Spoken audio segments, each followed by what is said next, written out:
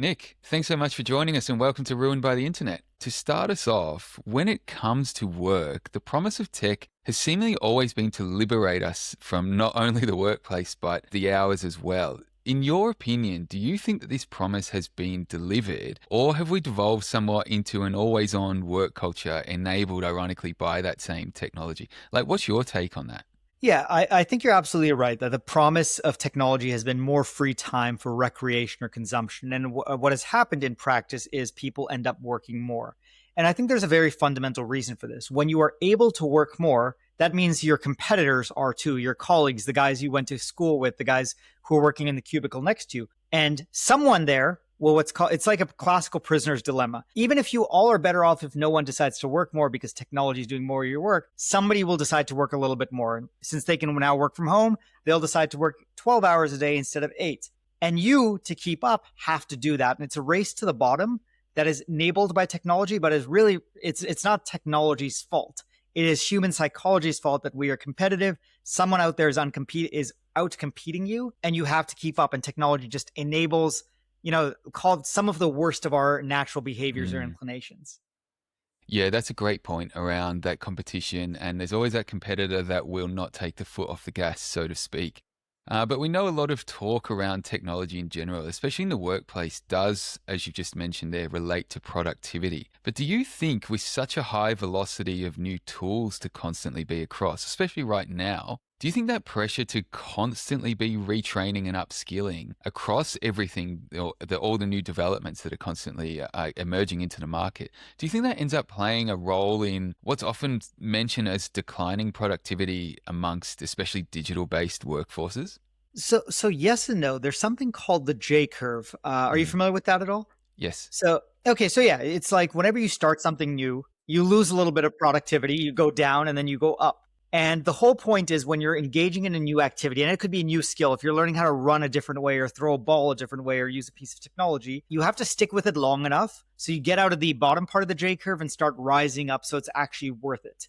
The problem is if you switch technologies or procedures or protocols or companies too often, you're always stuck in that bottom part of the J curve. So it is okay to be switching technologies quickly, but for any given individual or any given organization, you need to understand how long you're going to be spending down in the J curve. Just on that point there around the J curve, we can kind of just get into that from that continuation now, the AI that we know is huge right now, and there's a lot of talk around AI, whether it's skepticism, optimism, fear, bullishness, whatever it is, or a mix of everything. One thing that we often see the most AI forward people claim is how they've 10x'd their output or whatever it is simply by utilizing these tools themselves. Now, on a surface level, what's the argument that 10x boost to what they're delivering in the same amount of time for the same amount of wages, if you're a wage earner, is not just a 90% devaluation of their previous labor? Like, how do we square that circle? I think it assumes the negative view is that you assume a fixed pie. So if everyone is 10x more productive, it means that everyone can work 90% less and therefore you get 90% less wages. But that assumes the consumption of productivity doesn't increase. And I'll give two good examples from history. About 6,000 years ago, when all of our ancestors were running around the fields and forests, hunting and gathering, we, didn't have a lot of food. And then someone or a group of people figured out, hey, we can farm, we can plant forests. And all of a sudden, our productivity in producing food went up roughly somewhere between 100 to 500x.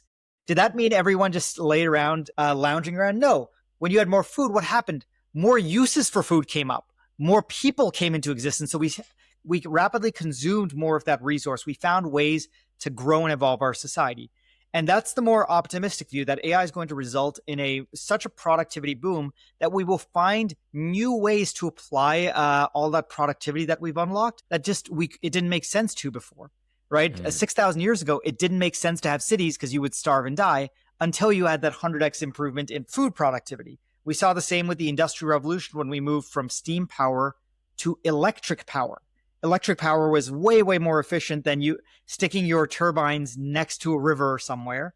And we're probably going to see something very similar with AI technologies, that we're going to find more interesting ways to consume it that didn't make economic sense 3 years ago. Is there a ceiling to how far that I guess new utilization of that productivity can go, especially if it's not something as fundamental to us as people as, say, food production. Well, well, you say food is a fundamental thing, and I agree with that. But I think a lot of people would say that there's lots of other fundamental things, and let's use a silly example of video games, right? Hmm. Video games are such a core part of human life that they are now, beginning to rival pro sports teams in terms of franchise value. That technology or that entire lifestyle, that resource of video game consumption and all the ecosystem that exists around it was only enabled by about 30 or 40 years of increases in computing power. Hmm. So what you or I might call unessential is in fact incredibly essential to lots of people. So there's lots of cool things that are going to arise in the post AI world that you or I may say, hey, this is not part of what it is really to be human. It doesn't involve eating. It doesn't involve relationships. It doesn't involve procreating or making babies. But others will say, well, this is so cool. It is important to my way of life. Look, that's a fantastic point there around, I guess, the creation of new ways to utilize that. And the example you gave there was the compute power when it came to video games. Now, I guess my question from there is, does something like that rely on someone having that interest in video games and the creativity to imagine new ways of utilizing it? Because I think where I'm going with this is the topic of displacement when it comes to AI specifically right now. So if we are eventually ending up with so many displaced white collar workers from whatever section or industry that they're from, will people that are potentially displaced through the utilization of AI initially, are they usually the ones that will find new ways of utilizing this additional productivity or ability? Or is it still going to come down to, say, the people that can leverage it the most, uncovering new ways to bring those ex-employees back into different roles? Obviously not in the same company, but just in a general sense. Like, where does this go, do you think? So, earlier you asked me if I was an optimist or pessimist. I'm an Hmm. optimist on what these technologies enable. Unfortunately, I'm a pessimist on what it means for the current workforce. So I think there's a lot of people who will be displaced in a fundamental structural way. And we can draw the analogy to the American auto industry. When automation started happening in the middle half of the 20th century, people said, okay, well, these guys can go retrain from knowing how to use a hammer to being machine mechanics. And that's all nice in theory, but in practice, it doesn't happen. And a lot of those people just end up fundamentally displaced. And I can, just very bluntly, I can offer a practical example from what we're doing. So we've built an AI powered CFO and are out there selling it, right? Are we doing rocket science? No. But can the average person who spent a decade training in finance or in business build what we do? No, it requires a certain amount of aptitude in technology and coding and design that 90% of white collar workers don't have. Now, of that 90%, maybe a third can actually go learn these skills and reskill themselves, but that still leaves to 60% of displaced workers. The more positive lining is this change is not going to happen over the next year. We're going to see the impacts of this rollout over a decade or 2 decades, not immediately in the next year. Yeah, that's an interesting point that you've raised there around the timeline of it. It's being massively disrupted right now, and it feels like the fear is quite high, and people are starting to realize, like, hey, maybe I was a little bit too cynical of this thing. It seems to be progressing a little bit more than I gave it credit for. Is that what's really happening on the ground at the moment? Do you think that people, as you said, should be optimistic of what they'll potentially be able to do in the future? And then how does that lead to that example that you mentioned that you've implemented yourself? Sure. So again, I think that these technologies the good news is they have very thin parts of the J curve. Almost anybody can pick up some of these AI technologies, not all of them, and be productive instantly. And as a personal example, I suck at all things graphical. Yet Hmm. it is very easy for me to pick up Midjourney or Dolly, or I think Google's is Nano Banana too. And within seconds, generate an image that would have taken me hundreds of hours to make before, but I could have never made it that quality. So I think the J curve is actually much thinner for these technologies where it makes sense to adopt them. But there's a big difference between adopting these technologies and building them from scratch. And Hmm. I think that's where a lot of people are going to struggle, because you're going to have these people who build these technologies that all of a sudden displace 100 workers or 1,000 workers. And those 1,000 workers are not all capable of building technologies for themselves that find the next new niche. That's a great summary. Not everybody is capable of being an entrepreneur. That's way daunting for so many people. And I think my concern on that point is what happens to those people. Now, I think it was like a decade ago or something that the phrase learn to code kind of entered the lexicon as a suggestion for what would have been traditionally blue collar workers who saw their industries being automated or something else for various reasons. They were told learn to code. Now, obviously 10 years later, people who've studied coding and program, whatever it is, I'm not an expert on that. They're at this wall now where so many of them are like, I use Claude or I use this tool or whatever. I have only written one line of code in X amount of months. I don't do anything. My job's being eradicated. I see it from the inside. Now, these feel like people that can utilize these tools. For someone that might have been told learn to code, may have picked it up, and now they're facing this eradication of their entire career path. And we see people being told learn a trade now. It does feel like we've come full circle. And I think that, yes, the tools, as you've alluded to, are super powerful if you gain the understanding of them. But whether everybody is capable of doing that, I don't know. And I think where I'm going with this is there's a real focus, and we can see it in layoffs that are, being attributed to AI efficiency. 10 people, 10,000 people, whatever. All of it results in that same level of output or desired level of output, but with less people doing it. And that brings me back to what you were saying, a little while ago there, which was that productivity boom. Is that still going to be the aim? Because that theoretically would rely on the same amount of people 10xing their output. Or will people be or businesses be more likely to say, no, that's the level we need. We'll have one person doing it. 9 of those 10 people, sorry, no job for you. What's happening to the masses here? So I think there's a slight difference in terms of whether you look at it at the individual level or at the organizational level. At the individual level, these technologies, even if you are non-technical and you just pick up ChatGPT, you can do, or Gemini, or pick your favorite model, you can all of a sudden do, incredible things, and not just chat things. You can build websites, you can make music, you can make videos, you can code, whatever. At the individual level, it's a definitive yes. This increases your productivity. However, human beings don't do things individually. They do things as in organizations, whether that be churches, schools, companies, governments, etc. And when you think about it at an organization level, an organization has kind of 2 or 3 things going on. Firstly, they have the total productivity coming from the sum of their individual employees. Second is they have what's called a coordination task. If you have 10 people put together, they may be 10 times more productive. But if you put 100 together, they're not going to be 100 times more productive, because now you have to manage all those people that communicate. They have to spend time on Slack and email and just explaining, hey, Gareth, I'm working on this, across the hallway from you. That's called a coordination tax. And the bigger you get, the more you pay. Imagine you're a multinational company. You have to coordinate across languages, time zones, cultures, departments, business lines. And then the third is okay, how many ideas, how many business opportunities are there that we would love to be working on? And it's a conflation of those 3 factors. And I think for some organizations, you're going to find that they just have a great business model. They know what they do. They don't have the next business line. For them, it's just productivity means they can half their workforce or cut their workforce by 80%. And we saw that, for example, at Block, which is Jack Dorsey's firm that laid off 40% or plans to lay off 40% of their workforce due to AI technologies, or due in part to AI technologies. And for them, the implicit statement is, hey, we have no other ways to grow other than doing our core business. And our core business is doing so well, we can just do it with fewer people. There's other organizations where they will be like, okay, this productivity means we can go chase all those other ideas we just didn't have the time or money or resources to do before.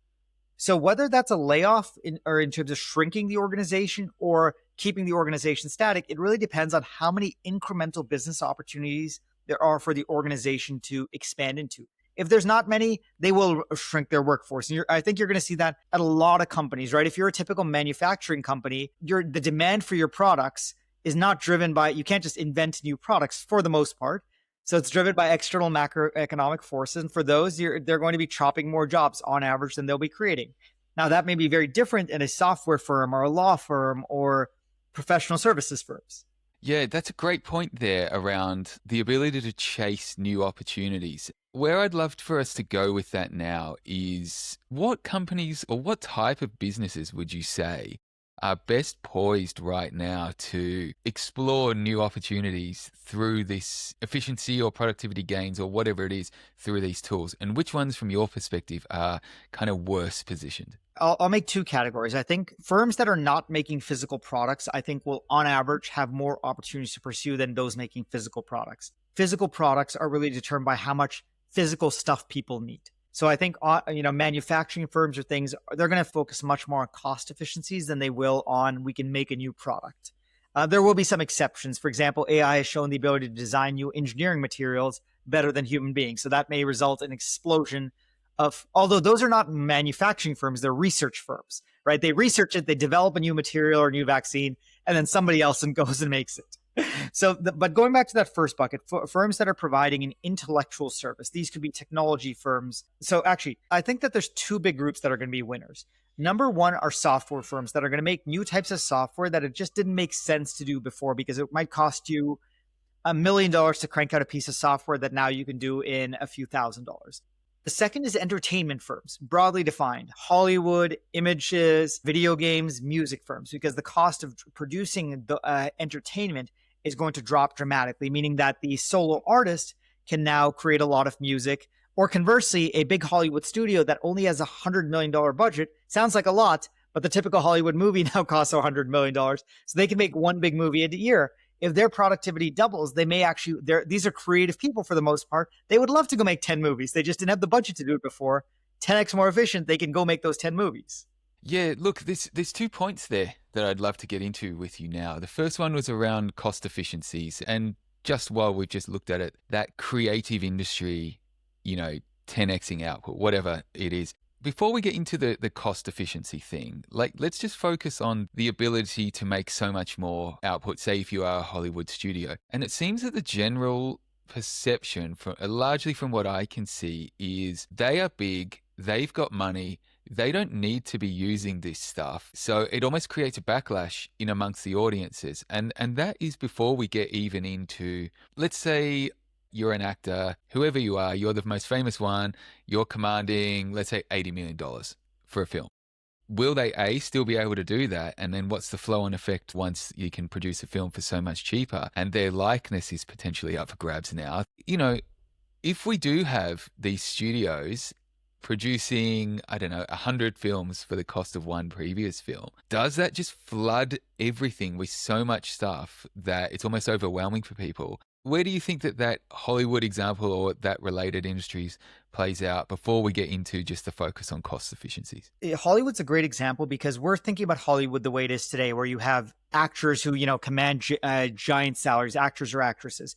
But if you roll back the clock on Hollywood, specifically American Hollywood, go back about 100 years, actors were not they were famous, but they were not rich. Because what happened was they were developed like products by a studio, where a studio would hire a young actor, begin promoting him or her, but then they would basically be locked into 10 or 20-year contracts with that one studio. So they could not just go work for another studio. So what that meant was, who owned the actor? The actor was basically an asset or an owner, not a free agent of Hollywood. They couldn't just go negotiate with the studio next door and say, Warner Brothers is not paying me enough for this movie. How about you pay me a bigger number for that movie?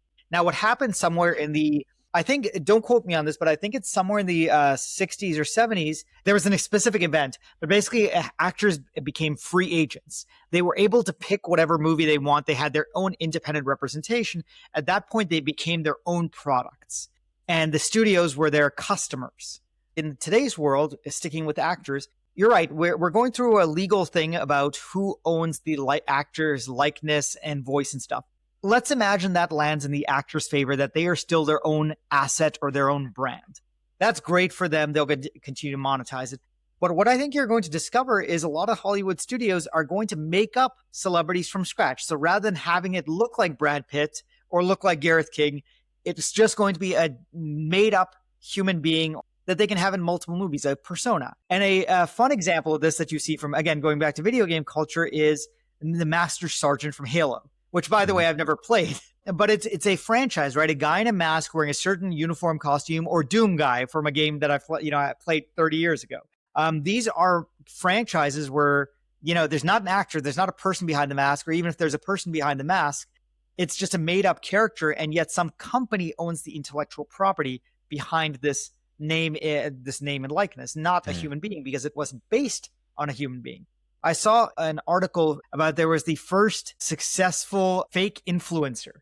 Yes, Uh, I so was going to bring this up in a minute. I'm glad that you have, because it's an interesting case So I study. didn't double click too much into it because, but it's not surprising that there's an influencer out there who just doesn't exist and is able to sell whatever products it is selling, and it works. Yeah, and that it's just on that case there. It is so interesting because it does seem like the majority of people are really not that bothered. Do you know what I mean? Like they're not thinking about it as this is not a real person. They're just taking it as the communication tool that it is. So it will be very interesting to see how that all plays out. But I'd love to get back onto the point around cost efficiencies that you mentioned a few minutes ago. Now, one of the debates that I've seen quite a lot is around this notion of AI washing, which, a lot of people are saying that this rush to appear at the cutting edge and implementing AI due to a struggling business model is essentially just AI washing huge amounts of redundancies or even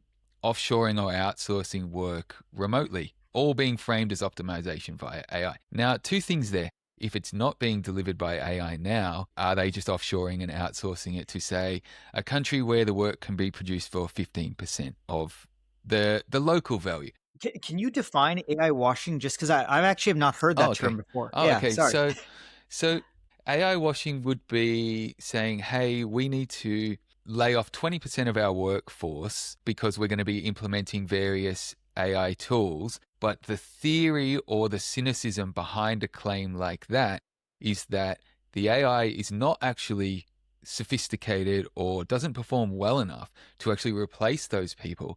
It's actually just a euphemism or a code for offshoring work to much lower cost workers, which is obviously enabled by technology again. Got it. So I guess I have three responses to that. Mm-hmm. Number one is, does it really matter? If you're the worker who's laid off, do you really care if it's because some, AI is doing your work, or someone in a different country is doing the work, or, if China's changed macroeconomic trade policy, it ultimately doesn't matter. You lost your job. No, no. So It does. just Yeah. sorry, just to want to interject on that. Yes, like totally agree. You've still lost your job, and I think the reason that, from my perspective, why it is so contentious is AI washing is just throwing more fuel onto what is potentially a really hype-driven fire that every other company looks at. It's like, oh shit, I've got to get on board this AI thing and implement it too. I've got to slash my own workforce. Like, how much of it is hype? How much of it is hope? And what's the reality? Look, can AI do every job? No, right? I'm a mathematician by training. Can it do high school level math problems? Yes, no problem. Could it do some of my senior college level math problems? No.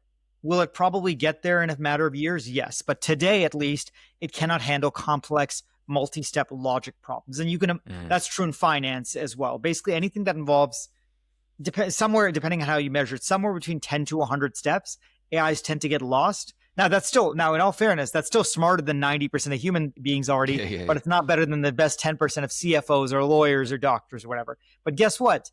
The best 10% of doctors means there's still 90% of doctors that AI can beat, right? And so it's not all hype. These technologies have really gotten to the point where they are more capable at mundane tasks that human beings do every day. So, like, a silly example is for a generic diagnosis, right? For like, hey, you've got a cold, and AI is going to be better at figuring that out than a human being much more quickly as well. Now, if you've got some rare disease, sure, you need a human being or a doctor. But for some, traditional things, which by the way are 90% of what most people do in their day-to-day job, AI can do that more effectively. So that's not hype. Second is, look, at least in private sector in Western economies, there is an incredible pressure to get more profitable every year. So Google, they may be at 35% profit this year. I'm making up the number, but there's still pressure from their investors, from their board. Can we get from 35 to 40%? And that means the board is saying that to the CEO, and the CEO is executing on that on his or her plans. So whether it be AI or, hey, it's just cheaper in another country, there's going to be pressure economically saying, like, even if we're doing well, we need to do better. And if we're not doing so well, we definitely need to do better. Otherwise, we'll be out of business next year. Yeah. Um, right? And by the way, that's something people often miss. For companies that are not doing well, the choice might be lay off a third of your workforce or lay off 100% of your workforce a year later, right? No, Survival, exactly. capitalism is ruthless. If you don't do it and your competitor outcompetes you, all of your employees are gone. And it's truly that. Like, if you get better, you can make your workforce better off, but you're going to hurt everyone else. It's kind of a not a zero sum game, but No, it that's a hurts. fantastic point, and I totally agree with you on that. Two things that you said there. Whatever the reason, you still lost your job. Fine. Like that, it's not really going to affect anybody any differently. It's more the headline story of everyone needs to get an AI because it's replacing workers. And then to your point then around the competition, it's like, oh my God, my competition is more ruthless than me. I've got to compete with them and get more ruthless, et cetera, et cetera. And so if But we play that it's out not that they're to the necessarily end more point. ruthless. They've discovered, if your competition discovers the way that they can perform better, one of two things is going to happen. Either they're going to be more profitable and they're going to buy you and then implement that in your business, or number two, they're going to cut prices, take your customers, and you're going to go out of business. So in capitalism, again, like, if your competitors find a way to be better than you, only two things happen. And number one, they buy you because they're richer than you, or number two, they take all your customers away and you shut down. That is the unfortunate, ruthless fact about capitalism. And that is true regardless of whether you're talking about AI technologies or other technologies. Yes, absolutely. Now, obviously, if you got to compete, you got to do what you got to do. As you said, capitalism is ruthless. Business is going to business. That's just the way it is, Yeah. unfortunately. But when you mentioned there around, potentially if someone utilizes these tools, because a lot of the cost of many goods or services has got the cost of effort and labor baked into it. If we are reducing so much of that cost of effort and labor out of the production price, does that lead us into price deflation, or do you think that people will be able to maintain their historical, effort and labor inclusive prices, even though they're very clearly using these new tools, which remove so much of that? So there's a good answer to that one, which is, look, if you are in a monopoly where you're the only one selling your product, then you can maintain those higher margins and you've captured all that productivity. If you're in any other industry where there's roughly three or more, there's an economic rule, I think, where if you have four more competitors, someone is going to cut prices when they discover a technological innovation. And you see that in almost any other industry, right? Like a good example is phones. Right? Yes, Apple is still out there selling an extremely expensive phone, but for everyone else, right, there's been a ruthless price competition. So the phone that you're getting is incredibly, incredibly valuable relative to what they could sell it for. If you look at every other phone that's made by Samsung, Google, whatever, yeah, they seem expensive, like $500 or whatever, but they're not actually. The actual profit margin that these companies are making is quite small because they are pushed by Motorola makes a phone, Samsung makes a phone, Huawei makes a phone, Google makes a phone, right? So you get so much pressure that it actually benefits the consumers. And you see that in almost any productivity gain in any non-monopoly industry. And by the way, most industries are not monopolies, right? Mm-hmm. If you're not one of the top 10 tech companies in the world, you're basically not running a monopoly. You have to be price competitive. Boeing and Airbus, they're in an industry where there's only two companies in the world, and they still have to compete pretty ruthlessly against each other. Notice none of them are making $1 billion of profit a year, right? Yeah. Look, that's a great example that I can tie back to what you were saying earlier. Like, the more opportunities will open up, the more competition, which could potentially make it better for consumers It's until someone definitely cracks going to be that. better for Yeah, consumers. Definitely yeah. better for consumers, not necessarily better for producers. But where does that leave us? When you say producers, is I guess the second order effect of that less workers? You know what I mean? Like, there'll be obviously a huge drive to cost optimize as far as possible on something like that. So look, there's going to be a lot of legacy players in services businesses or technology businesses that are going to go bankrupt because somebody can rebuild what they did much, much faster, much cheaper without technical debt or organizational debt.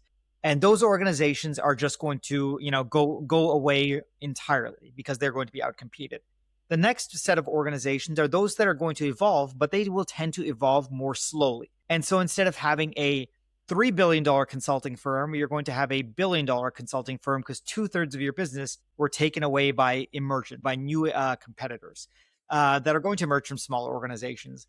The net of this still, like, and this is where I'm a little bit more pessimistic, is in an era where AI can be reasonably intelligent. And I don't mean generalized artificial intelligence, but rather where it can do work that historically required a human brain and decision making and judgment to do. I think a lot of those jobs are going to be permanently gone. And because AI is a generalist, I'm not sure a lot of those displaced workers will find work in the new world. And again, I'm not saying this I'm saying this quite negatively. I think we're headed towards very much, maybe not a dystopian society, but the only way that we will function is with some form of universal basic income. Whether or not we politically achieve that Yes. is a separate issue. Yes. Look, I mean, that's a great segue to UBI, but I think just on that, work displacement stuff, one thing that we never got into is your example of how you've implemented those tools yourself, and from there, like what the outcomes have been. Sure. So I'll provide two examples. One is, so we just launched a business. It's just me and my business partner right now. But here's the cool thing. Almost all of our work internally is done using Claude Code. So our emails, our marketing, our blogs, our website coding, the analyses we do for our client, and it is all done in Claude Code. So we're not even opening up, I don't even open up my Gmail inbox anymore. I just have, an AI agent do it for me, summarize, rewrite the emails. Sometimes I look at them, sometimes I don't, and just hit send. So that's internal productivity. But then let's talk about for a second about what my external product is. So what we built was an AI CFO, and our entire hypothesis was, look, if you're $1 billion company, you can hire a really smart CFO to help make your business better. But that person costs $1 million a year. The average business can't afford $1 million a year. What if you're a $5 million a year business or a $10 million a year business? You'd love to have somebody that smart being your CFO, but you can't afford him or her. So our idea was, there's all these people who would love to have CFOs, but they can't afford to have a world-class CFO. So let's build a piece of technology for them. So if our hypothesis is right, then we have not taken away anybody's job, but we've created value for our customers. And so far it's working, right? These are all customers that didn't have CFOs in place. They would have loved to have a CFO, but they didn't want to spend $500,000 on that. Now we're giving them a piece of technology that costs $40,000 or $50,000 a year. Good, it's good for us, but really it's great for them because now that piece of technology is helping them make, I think for the average client, they paid us $10,000, I think, over the last 2 months each. And on average, they made about $2 million. And the way that you've just broken it down there, I think that is that soon to be revealed opportunities that a lot of people will be able to capitalize on and make. Now, obviously what you've built there is a market for that, which is bringing that very, very high level knowledge, ability, whatever it wraps up in, to those companies that can't generally afford to pay for that. But I think my question on that, when it comes to not taking anybody's job, yes, on paper, it's just another service going out into the market. But is the reality that these companies would have had let's say a lower level financial controller, but now they've got your tool that comes along, which, as you said, it's not directly taking anybody's job. It's providing a quality of ability, knowledge, everything like that, as you've just outlined. But does it in a way replace that person? I think if we play that out to its logical conclusion, as these tools get smarter and all that agentic AI gets better and better at replicating that human experience and knowledge, where does that at an aggregate play out once, I guess, the average worker is no longer needed? Do you know what I mean? Yes. So let me break apart where we are today. So our technology today does not replace a lower level worker or even a different worker. So if you think, a CFO does a very different job than a controller. A controller is really focused on accounting, and a CFO is focused on business advisory. How do we make the business more profitable? Cutting costs, adding revenues, decreasing risk, whatever.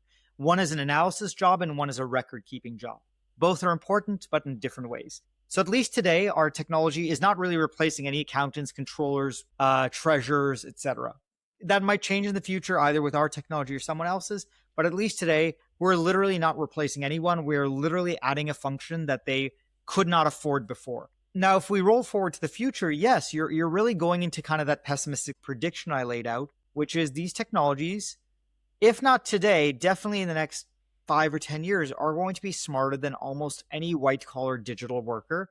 Not just smarter, but they can do your job. And that It's a future that's coming reasonably quickly. I think well within the next decade. And the only limiting factor is how quickly organizations either adopt these technologies or are forced to adopt these technologies by either shareholders or competition. And yeah, we look, again, I'm quite pessimistic on what this bodes for the white collar workforce over the next decade. I'll use me as an example. If I wanted to spin up a world class marketer, I think I get somewhere between a day to a week is what it would take me to code one up, stick an AI brain in it, and all of a sudden I have an employee that would cost me $80,000 a year in a week. Mm. And after that, by the way, if you ran any agent 24/7, like 100% of the time at full capacity, roughly they cost about $1,800. That is cheaper than outsourcing to a lower cost country. And no human being works 24/7, 365. So the technology is almost there, either there or almost there. Yeah, look, and that's a great point there. That if we, and again, me just as a layperson, I'm trying to play that to its logical conclusion, where it just becomes such a no-brainer that why would you have humans working when you can be doing this? And then it makes me think where we started back off with the promise of that leisure time, not just much more productivity slammed into the same amount or even more work. But one thing I've just remembered we didn't get into, I'd love to hear your thoughts on if we do get to that point where I guess the 24/7 nature, the very low cost of these agents displaces almost all white collar workers, as you mentioned. Regardless of whether we do get that leisure time back to indulge in our passions like a lot of people imagine we will be able to, or we end up in some kind of dystopian hellhole, the topic of UBI. It does come up a lot. A lot of people theorize about it. Me personally, I'm fairly cynical that it would ever actually come to fruition without some gigantic political shift. I'd love to hear your take on it as an idea and whether it could happen or not. So I think that firstly, I do genuinely think we're headed towards some sort of socioeconomic cataclysm where a lot of white collar workforces are going to be displaced. And that's particularly difficult for Western economies that are largely knowledge economies, not labor, not, physical goods economies. So oddly enough, AI may not really matter so much for China or India, but may absolutely devastate, Australia or the United States or England or Canada or whatever. So that's number one. So when you end up in that world, and I think we're, in our life, within kind of yours and my lifetime, Gareth, I think we end up in a situation where a democratic nation is going to vote in a UBI favorable political party.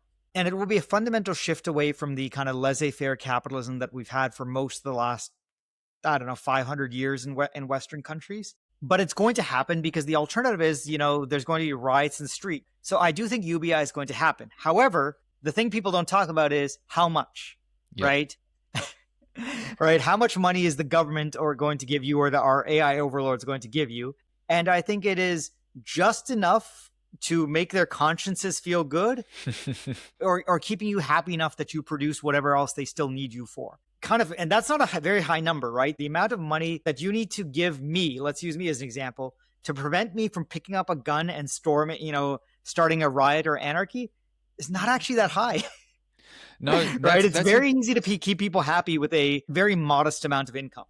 No, absolutely. And it's in the name, isn't it? Basic income. And one of the other side arguments that I've seen in discussions around UBI is, well, without that motivation to actually go out and earn, why would people do anything? And I don't know, I find that a really weak argument, simply because I think as humans we're curious beings and a curious species. But if those opportunities are still there to do more, like everyone's got their needs taken care of, that doesn't mean that everybody will settle for that. People will still want to maximize their ability. So I think it is a very interesting concept. Like I said, I'm a little bit cynical. Can I jump in there for a second? Of course. So you said, look, not everyone will want to settle for that. You're right. But the key word you said is not everyone. I think if you go look at the economics research, lots of people are okay just being average, right? Or just getting a minimum amount of income. Most people are okay just working a 9-to-5 job and earning $50,000, $60,000 a year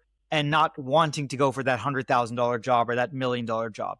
So even in a UBI world, I think you are right that some people will try and achieve more. But I think you'd be perhaps negatively surprised at how many people are just going to be, this is good enough, I will live and not die.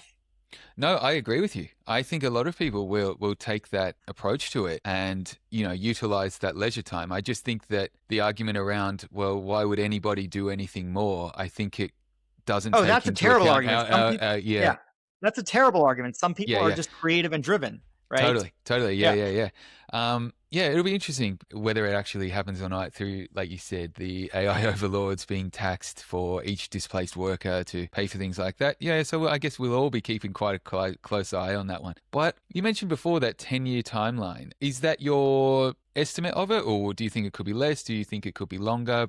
Here's my kind of prognostications. Number one, I think the technology is already there to replace the majority of white collar workers. Okay. So I think the generally reasoning LLM, so the top one or two models from each of the big AI companies is already smart enough to do better than the average employee in almost any white collar function. The reason I say 10 years is two things need to happen.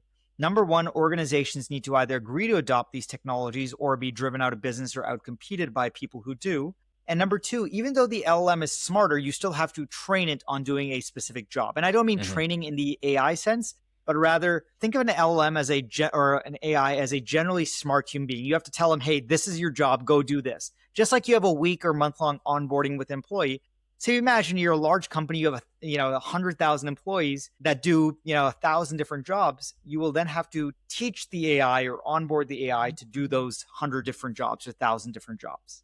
Right. So that's why it's going to take 10 years, not because the technology is not smart enough, but because you have to onboard the AI and tell it, hey, go do this job.